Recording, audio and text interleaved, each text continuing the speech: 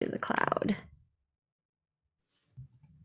Okay, thank you everyone for joining for our engagement event in March. The topic at our main event was the future of work, and I had actually it was my roommate who came in and talked about high performance teams and what that really looks like in and how having a high performance team, if you're familiar with the common phrase or from like there's corporate training all over the world for that, reflects in working in a hybrid work environment, a newly remote environment, a post-COVID world. So that was a great conversation last week. And this week, I get the pleasure of bringing Trina McCarroll in to speak with us virtually. Trina, I forget where exactly in Canada you are, but I'm going to let you do a full intro. Sure. Yes, absolutely. Thank you so much for having me. I'm super passionate about the future of work and how we can make work more meaningful, both for the employees, for the managers, and then for the organizations to make a bigger impact. So I'd love to share my screen and get started with my presentation, and I'll tell you a little bit about myself. Let's see how I can. Yeah. So while you're doing that, I want to, from a format perspective, Trina and I discussed that we do a brief primer on what human leadership looks like and then facilitate a conversation. Yes, absolutely. That sounds really great. And I've put some of the interactions in throughout the conversation. And so then we can have some time for reflection for your own leadership and then some discussion time as well. So I'm working on presenting. Let's present in a new window. There we go. Presenter view, new window for me. And I'll put that over here. And I'll make sure you can see the right one. Share my screen. Alrighty, can you see courageous leadership on your side? Yep, you're good. Okay, fantastic. There we go. So yes, I am all about how to be a stronger manager and a better human. And I've had these passions for 15 years in terms of making work more human and being able to make that a bigger impact and more profitability and more meaningfulness for the organization and for the employees and management. But the last 2 years have really taken that off. Like it is now, I'm not the only one thinking this now. Tons of employees are thinking this, and tons of managers are thinking there's got to be a better way that rather than the old school command and control, there's got to be a better way. So it's often called maybe human-centered leadership, and I like to call it courageous leadership because it takes a lot of courage to lead in this new way. But with skilling up, it's totally learnable and totally doable. So I try to be encouraging that it's worth it and it's worth learning how to lead this way, even though not many of us have had models to show us this way before. We can learn together as we go. So building your courageous leadership. I would love to hear, and it could be in the chat or maybe quickly with our group. I'd love to hear if you wanted to quickly introduce yourself, the type of role that you have, and a moment of joy from your day. Could be the smallest thing, your favorite coffee, or it could be something really good for your day. So I'd love to hear from you.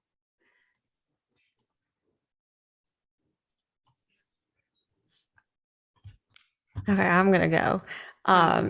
So hi, I'm TJ Way. My role in SIM, I am the secretary of the board. I used to be an IT project manager, and I have since started my own business, helping other small businesses get a hold, rather take control of their financials.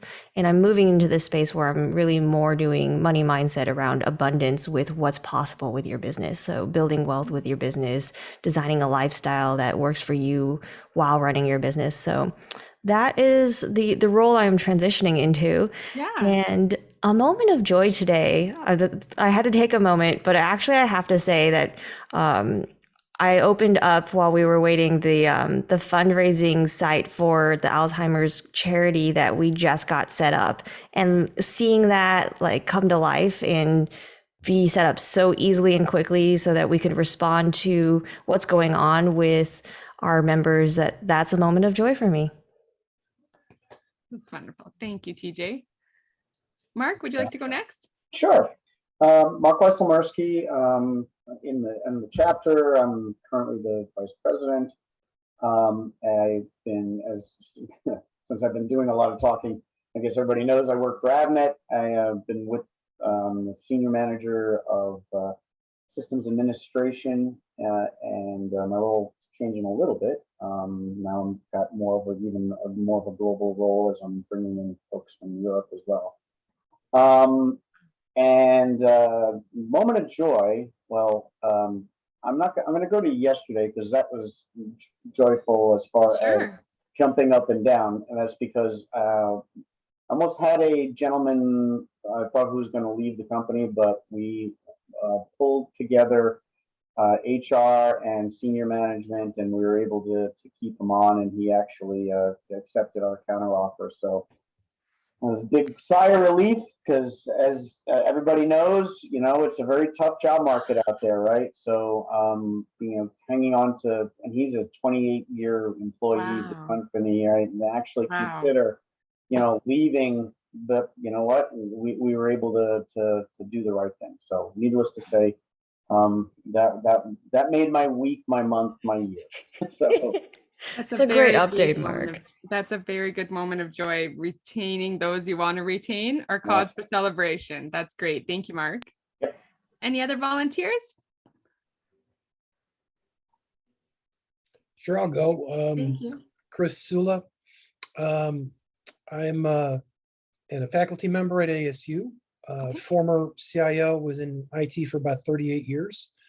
And I'm also an associate director of, I think, education for SIM. I support Dan Mazzola in some of the educational activities for SIM. Moment of joy today. I'm gonna have to go back to also moment of joy yesterday. Sure. I had a student send me a note that they won first place in a hackathon contest, and said that they attributed that to taking one of my courses. So that made my day. Very cool. That's awesome. That's awesome. What a great moment. Thank you for sharing. Nice to meet you, Chris. Anyone else interested in going next?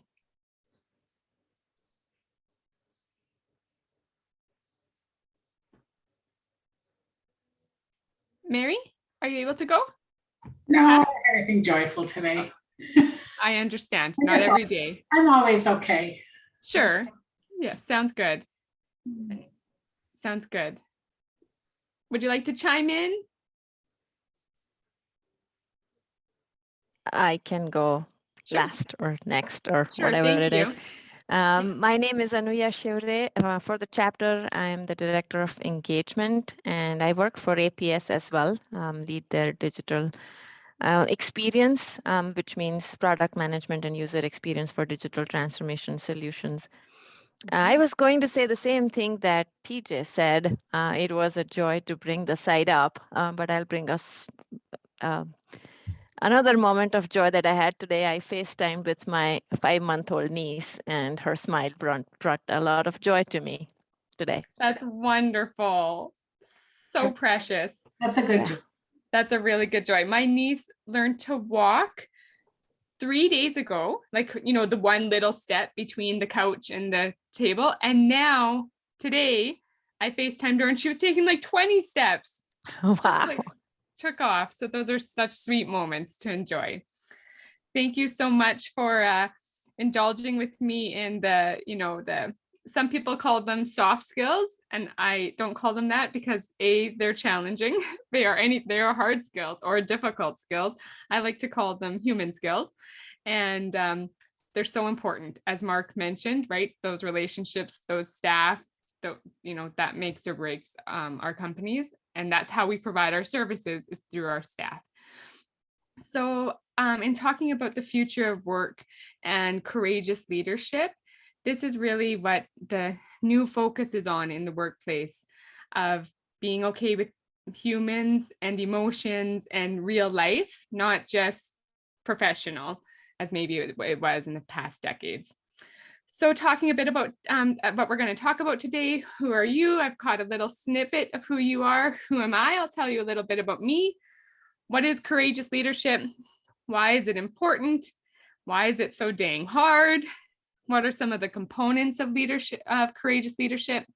And depending if we have time, I might take you through a little exercise on the first step in getting started. Or some of you maybe have already started this. So I'll be looking forward to hearing from you, and then how you can strengthen your courageous leadership. Just an acknowledgement that I am located, my company is called Hello Courage, and I'm located in Treaty 6 territory with many Indigenous peoples, including Cree, Papachase, Saulteaux, Blackfoot, Métis, and Nakota Sioux, and want to acknowledge the deep respect and honor of all histories, languages, and cultures of Indigenous peoples, both past and current. All right, in the chat, for a quick second, if you know what land is beneath your feet, whether the original Indigenous people land, what they call it, or what it's called in contemporary terms, what material is underneath your feet, and what is on your feet. I've had some really great answers to this question before. So if it's a really funny answer, feel free to, I'll give you a prize if you can beat the funniest answer I've had to these questions before, but feel free to put them in the chat. If you know the land beneath your feet, the material under your feet, and what is on your feet. Good year, okay. And tile and nail polish, that's a good one. That's on your feet. That's a good one.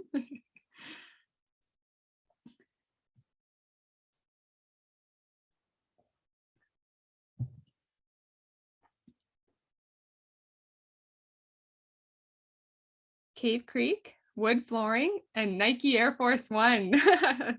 Those sound good. Those sound good. And tempeh, carpet, and probably some form of fungus. That's probably that beats it. That's the best answer. I've had tiger slippers, someone's told me before, but that's even better. So that's great. Thank you. All right, so a little bit about me. I am from Camrose, Alberta, Canada, which is near Edmonton. And this is me with my 80s bangs, and grew up with giant families and farming. I don't know if any of you are familiar with farming. And so this is how I got into this line of work, that those are just my basically people that live within 20 minutes of me that I see on a weekly basis, and all my relatives.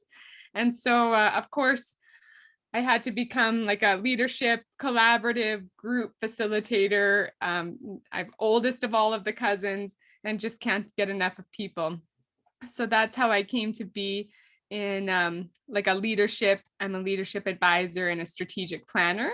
And so I get to help organizations and individuals merge strategy and culture in their business to get the biggest impact. I have a quick question. Yeah. Is there as big of a cultural gap between Edmonton and Calgary as I hear? There is certainly a friendly competition of everyone in Calgary is supposed to hate Edmonton, everyone in Edmonton. That's true. Culturally, they wear a few more cowboy hats in Calgary, but otherwise pretty close. I understand the people in Edmonton make fun of them, that they're just US people that forgot where they were. Yes, yep, exactly. Yep. But I'm impressed you know the city names. That's great. I like hockey, so. Exactly, that's right. Yep. Yes. So a little bit about courageous leadership. These are some of the funny things about when you get a new boss and you actually love them. Some of the greatest moments in history were fueled by emotional intelligence. Connection doesn't just happen on its own. You have to design for it. I don't always ask my employees how they are, but when I do, I walk away before they answer. You know, some of all these good maybe things we make fun of, but some people actually live with in their day-to-day work lives. So some of those are definitely the old school command and control, authoritative, give direction, do as I say, little regard for the whole person. Then I have the spectrum. You can still hear me? Okay. Other end of the spectrum, that they're too nice, where they kind of let the employees get away with anything. Sometimes the managers will do a bit of work for the employee if they're struggling or they don't want to have hard conversations. So I call those too nice of leaders and managers. And then in the middle, there's courageous. And a leader doesn't have to be anyone with a certain title. It can be anyone in an organization, in a family, in community organizations, in SIM, right? We take on leadership roles in all aspects of our lives. So it's not just manager. It's being a leader that you want to help grow the potential of people and processes in all facets of life. So I'm really fascinated and passionate about how to be courageous in our leadership. So what I like to explain courageous leadership is combining the humanity with the accountability. So we're wanting to do both facets, and we're wanting to make it possible for your team to thrive and for the manager to thrive.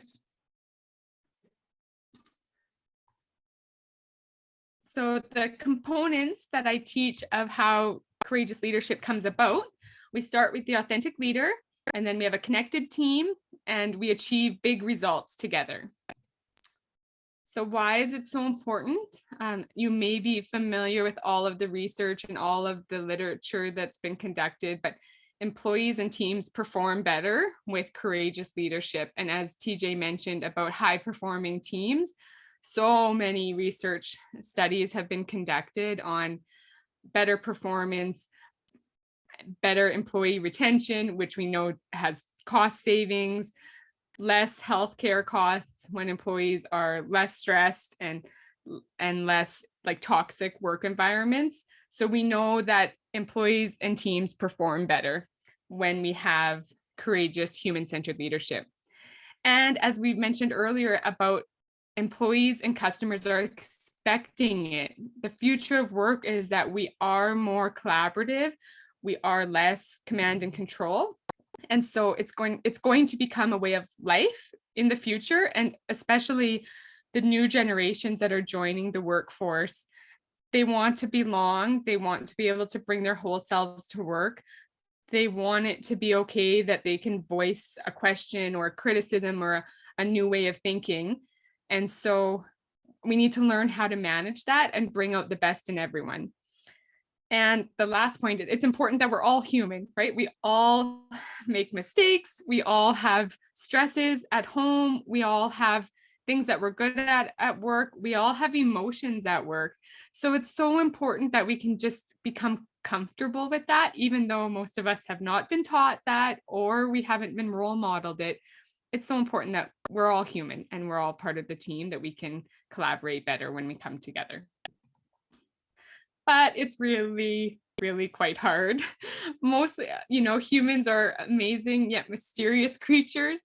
We're illogical a lot of the time. We are emotional beings who sometimes use logic, as much as we like to think, and maybe as much as information management professionals like to think that humans are logical.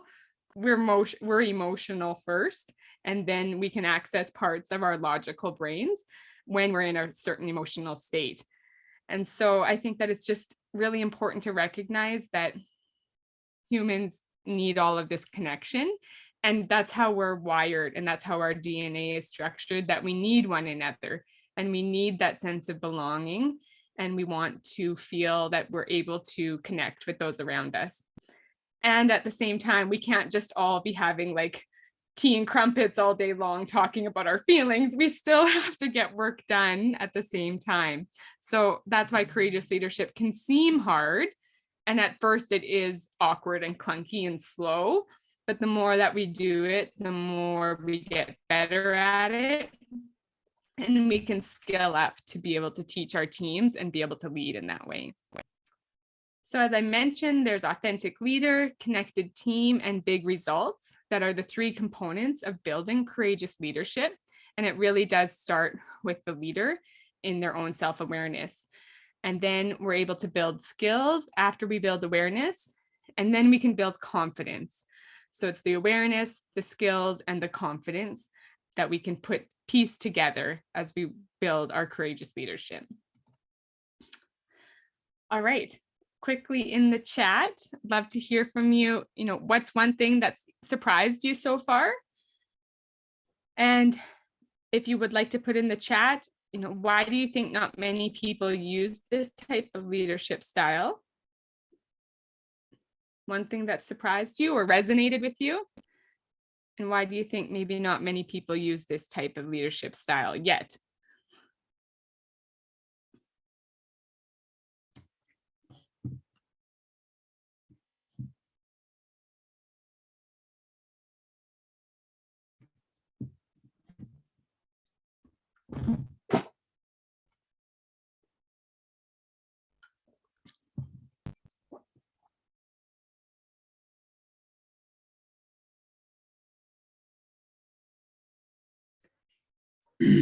Is there a poll that I'm just not seeing it? I think we'll just do it in the chat. I think it's not, the poll's not coming up, but surprising that a farmer is an expert in management styles. That's great. And people are afraid of opening up their emotions. I totally agree with you, Mark. Yeah, that's great. Haven't been taught to be comfortable with them, right? We've kind of been taught to kind of push them away. And that's certainly true. Yeah, that's certainly true. I will be honest, I haven't, yeah. I was just going to say, also understanding that most times your first reaction is an emotional reaction. And so therefore you have to think about things before you fully react, especially when it comes to employees.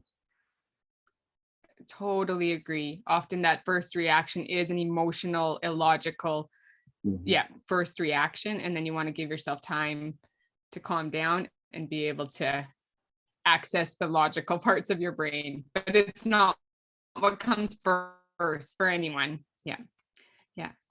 Really resonated. We like to think we're logical, but we're emotional. And then we apply logic to our behaviors. That's a great way to phrase it, TJ. That's a great way to phrase it. Why not used yet? We don't teach people, or men, to label their emotions, so they can't have a conversation when they can't label. So much agree. It's so much about the vocabulary and just being able to first name emotions and identify them, of like, how does that emotion feel in myself, and then being able to use the language to talk about it with others. Yeah, much agreed. Yeah. Emotions exist in the workplace, and not just anger and frustration. Those are common ones, right? When a project is like difficult and you're having a conversation, and but sometimes there's joy and friendship. There's all sorts of emotions in the workplace. That's great. Thank you. Alrighty, so a little bit more into the courageous leadership components. As an authentic leader, I'd like to teach that we live out our values, we embrace your story, and we maximize your strengths. So this is a little bit about the first thing as an authentic leader is you have to know your values. And you have to know your personal values, what's most important to you, what is driving your heart and soul in the work that you do and in the life that you live. We can't and aren't able to compartmentalize our life as much. Like, I think I was certainly taught to compartmentalize my life, right? Like, you show up this way in the workplace, and you can show up this way with your family, and you can show up this way with the community group. But really, we're one person, and we have one heart and one soul to present to the world and engage from. And so we like to be integrated, and that we're living out our values regardless of what setting we're in. So I like to take leaders on an exercise about identifying your values. And then embracing your story. This is a little bit about maybe why I shared my farming roots and background. I'll admit I haven't drove the tractor. I was raised on a gravel road with 4 other extended families and 14 grandchildren. And the grandpa was it's a 4-generation family farm now. but it's a very large family farm. So I haven't driven the tractor, but I was raised on a grain farm. But I probably would have never told that story 10 years ago, starting out in my leadership world, right? I would have been like just in my suit and just like very professional and very accomplished.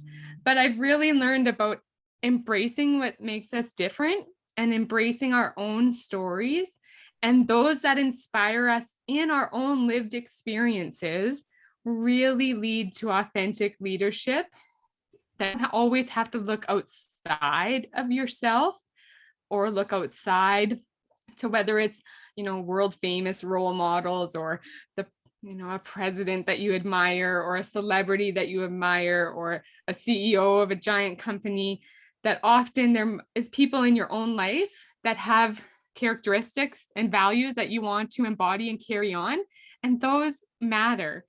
So I really have found that you can draw from that and people connect to that and it's inspiring. So we can lean into that rather than shy away from it. So embrace your story and then maximize your strengths. You may have heard of the strengths-based movement. Has anyone heard of the strengths-based movement? Marcus Buckingham, yes? Okay, couple yeses, couple no's.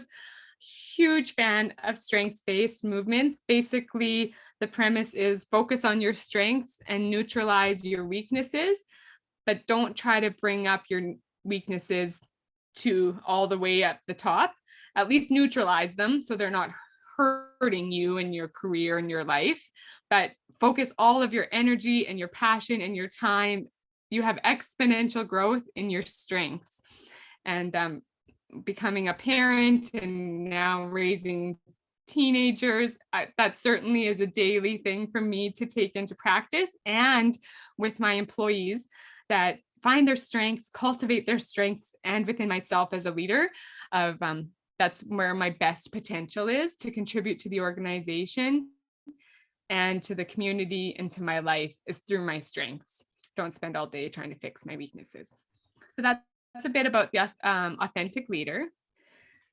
For connected team, I really like to challenge the leaders that I coach to articulate the behaviors that they want to see to live out the values.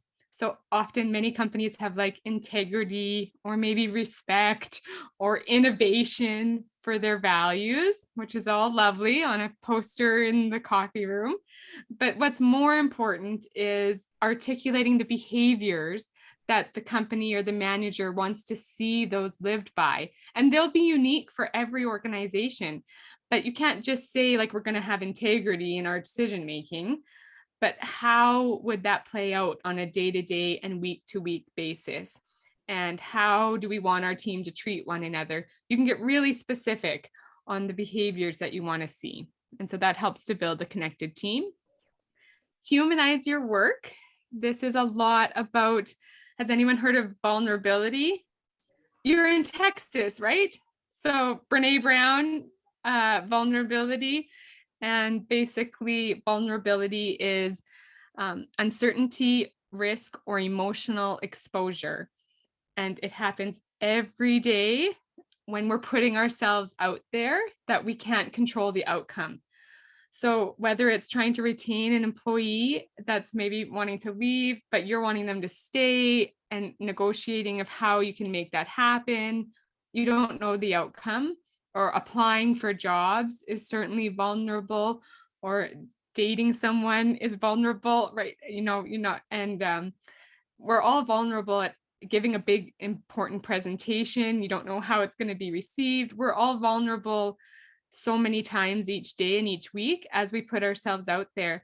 And so I think it's just getting comfortable with the uncomfortableness of vulnerability and making that okay. The other part that goes along with vulnerability, and again to Brene Brown's work, is boundaries. That a lot of the leaders, I mentioned earlier, a lot of the leaders that I help are maybe like too nice. And so they don't have many boundaries about, often they're perfectionists. So they just want to do everything really, really well or help out employees over and over. and they forget to think about themselves and what they want in the equation. And so vulnerability and boundaries, they go hand in hand of humanizing your work, being humans, benefiting those around you and benefiting yourself. And then finally, for a connected team is fill your trust jar. That as you work in your teams and your organizations, trust is so critical to a functioning team and a high performing team. And trust can be taught. It's not an all or nothing, I trust you or I don't. There's 4 main components of trust, and you can teach them to one another, and you can talk with one another about how to build them.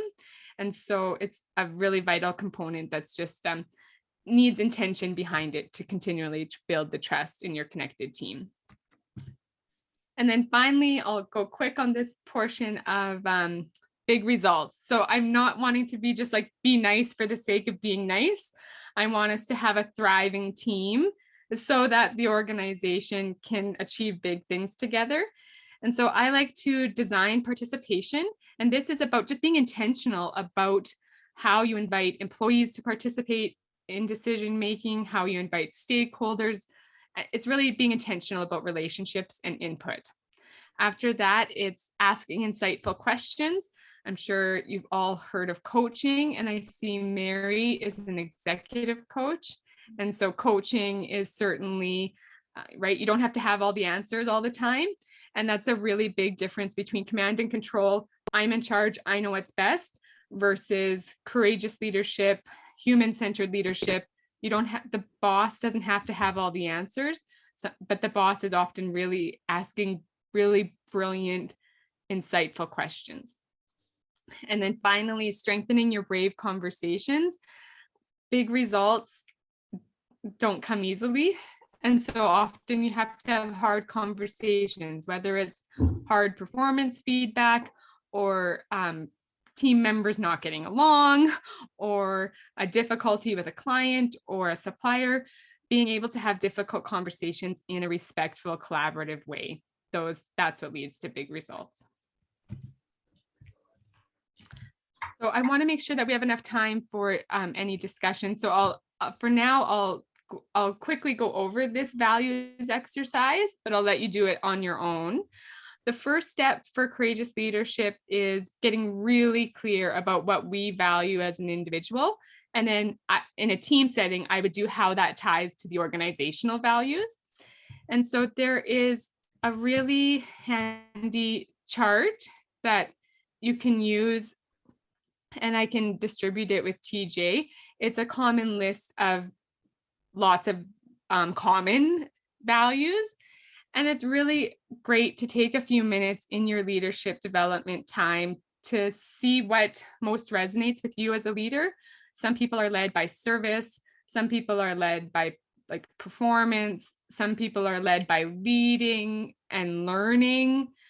My values, I am just hardwired for connection. I just can't help myself. And I didn't know until maybe about 10 years ago that everyone else's brains didn't think that way. My husband's brain thinks more about like how to get the task done and, oh, maybe I should be nice to the person. Mine is the exact opposite. Like I just am so immediately drawn to the people in the question and, oh yeah, I guess we should get something done together. So everyone's values are different and no one's values are right or wrong, but it's good to get clear on what yours are. And my other value is curiosity. And it really helps to go back to your time as a kid. I would ask questions, like I probably drove my parents mad of why does that work and how I shoot that scene. Like I'm just interested in the how behind everything. And so one of my values is curiosity. And I'm okay with that. It's just getting okay with who you are and what is naturally in your DNA. So I'll leave that with you as an exercise for you to do sometime. You might have your values already articulated, and some of you might already.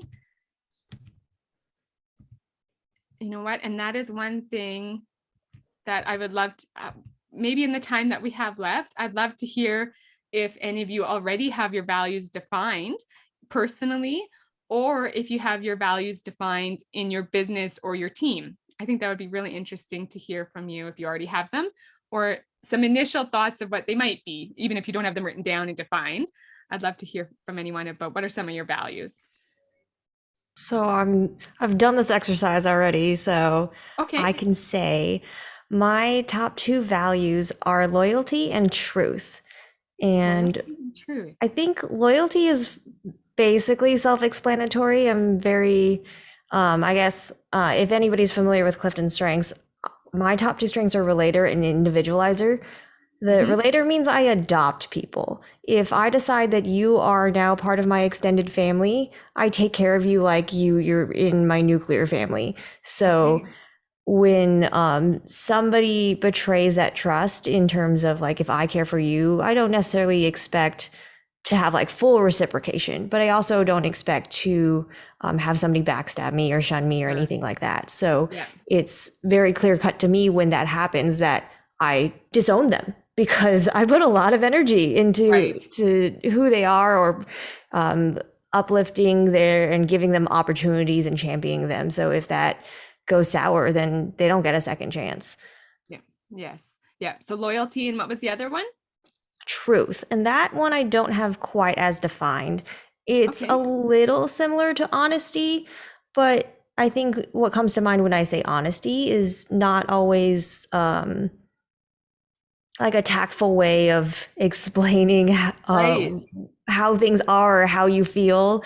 And I love the concept of being able to speak your truth, of telling the story that is true to you. And there is certainly like an aspect where there are facts, but the emotions that you experienced are just as much a fact as the rest of it. And part of your truth. Yes, that's great. Thank you, TJ. That's fantastic. 5 out of 5 of my top Clifton strengths are in relationships. Wow. really strong on that. I need to see the rest of your list. Oh, I was kind of disappointed at first, to be honest, because I was hoping for some of those executors to be somewhere up there, but nope. You know, you got to come to terms with your strengths, and you got to partner with others that are different, because we can all bring what we need to the table. So that's great. Yeah. Any others that know their values? Mary, I wonder if you do. Oh, absolutely. Candor and integrity and trust are the things that are the top of my list. As a coach, it is incredibly important that people have trust in me and I in them, in order to have the relationship that we have, and to always stay in integrity. And then, really the candor part is something I've had to cultivate, because I'm naturally, would be not so open to give candid, feed forward types of advice, but it is something that is such a gift. I see it as a gift to myself, and I look at it that way so that I'm more comfortable with giving that candid, feed forward advice to my clients as an advisor and a coach. I love that. Thank you, Mary. That it's so different. Like I love the word candid, and I think it's a really respectful but not timid, right? Like it's like, let's share what's on our minds, let's share our expertise, and let's bring things forward. So I love that. That's great. Thank you. Any others that either know your values or know your team's values? Yeah, hi Trina. Sorry, this is Simon. I was late joining, but hi. Thanks for doing what you've done. I really appreciate that. Yeah. So it was very interesting because we just had a team, which is why I'm late. We had a team, whole team together today, and we had a whole day with the team, and we were looking at team values and I think the biggest characteristic for what I consider to be an excellent team is selflessness. So each team member, if they can, every act they perform, they're trying to say, how does this make it better for somebody else in the team, right? Rather than me shining, how do I make somebody else shine? Love that. Because if everybody does that, the team is going to excel, right? That's great. That's really great. Thank you. So selflessness. I think, is Selflessness. yeah.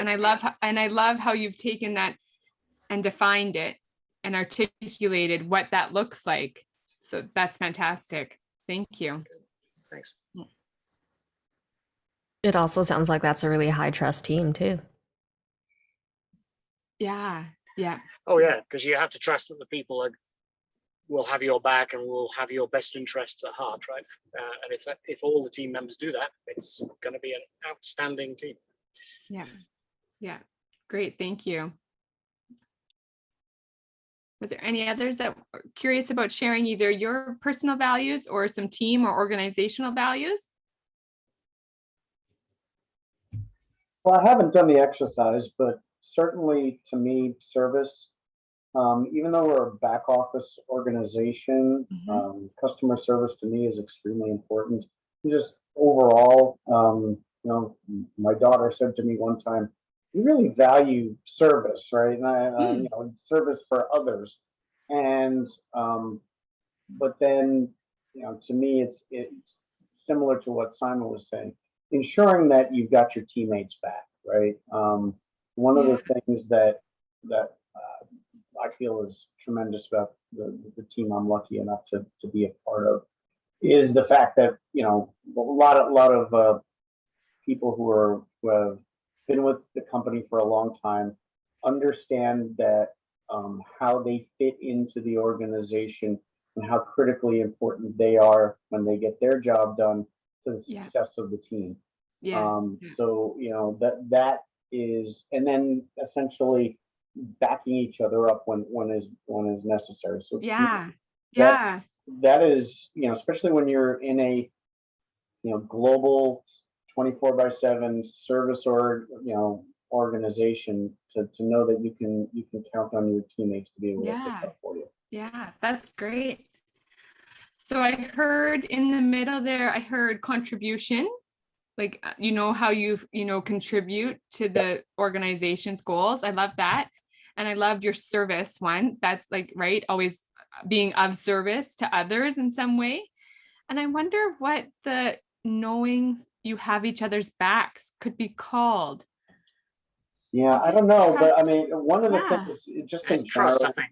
yeah, I Maybe agree. it's There's a trust. lot of trust. Yeah. Maybe that's an example of trust, and it would be interesting as you do the exercise and think about it. How do you know when you see it in action?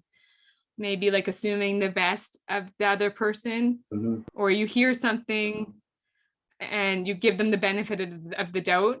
You don't assume ill intent, you assume good intent, maybe. Sure. And helping one another out in hard times, or that's a really great one. That's a great one. And my daughter came home from kindergarten and said that yesterday.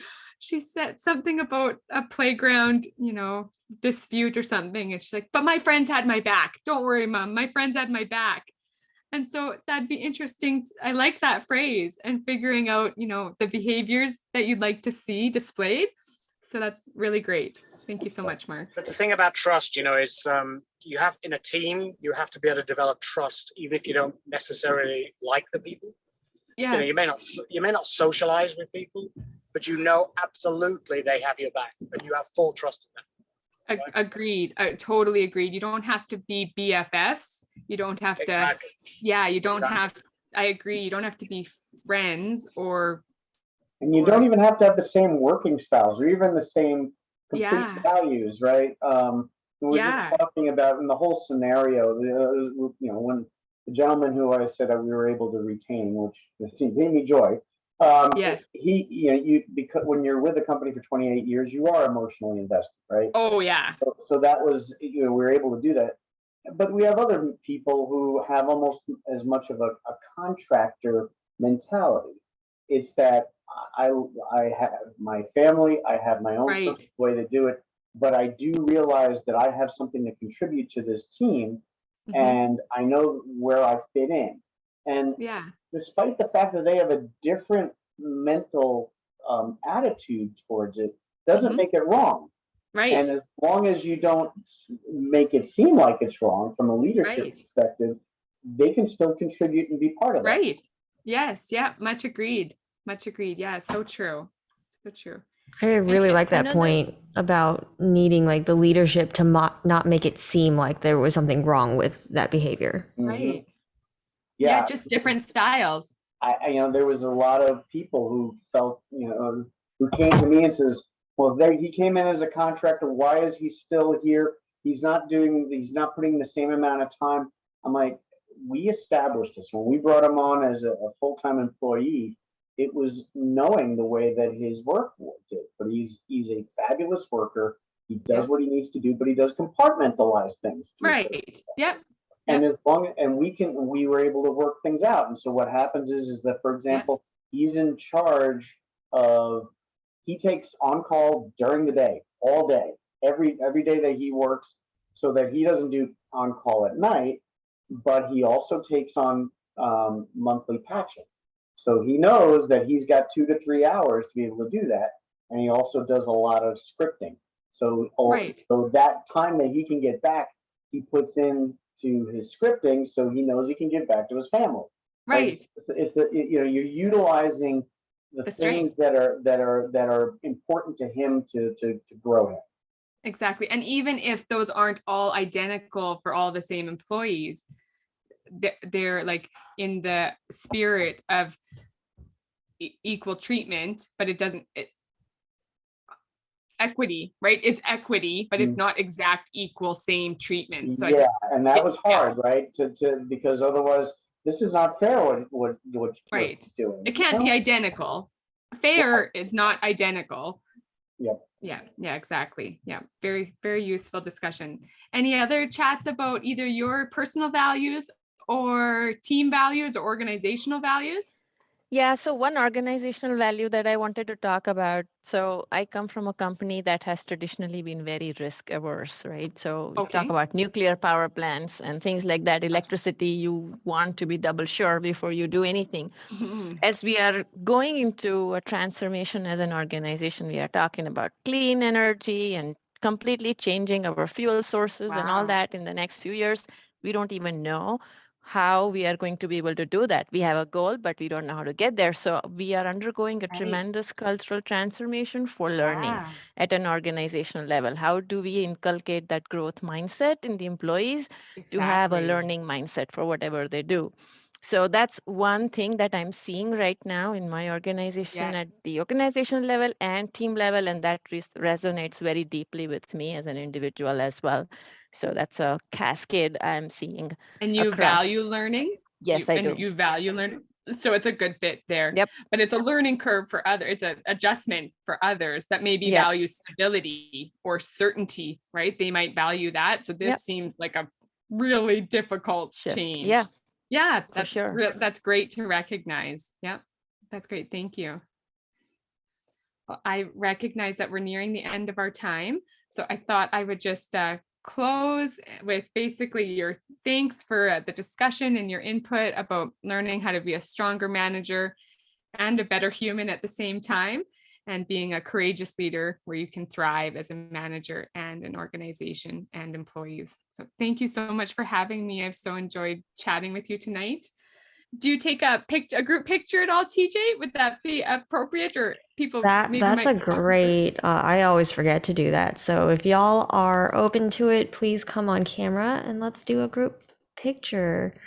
I'm in the car, but there you go. Okay, I'll take the picture quickly. Let me grab the screenshot thing, and then I'm gonna ask that you. Okay, hold on. Because the moment I hit the screen share or screen print button, it freezes the thing. So 1, 2, 3. Okay, and then I actually have to save it down and make sure it goes somewhere. Let me just double check that it came out well, that we didn't all have our eyes closed at least. Excuse me. Oh, bless you. I must be allergic to having my photograph taken. You might be, Simon. Yeah, you know how shy and retiring I am, TJ. Yeah, that's you, Simon. Yes, yeah. No, okay, that came out great. Thank you. By the way, a phenomenal photo of you, TJ, on LinkedIn. Oh, thank you. That was phenomenal, yeah. So good. So good. Thank you so much for having me. Thank you for the discussion tonight. Thank you so much, Great Trina. job, Trina. Yes, Well, thank you, Thank Trina. you. Thanks so much. Take good care. Take have a care. good Bye. night. Bye-bye. Good night, guys.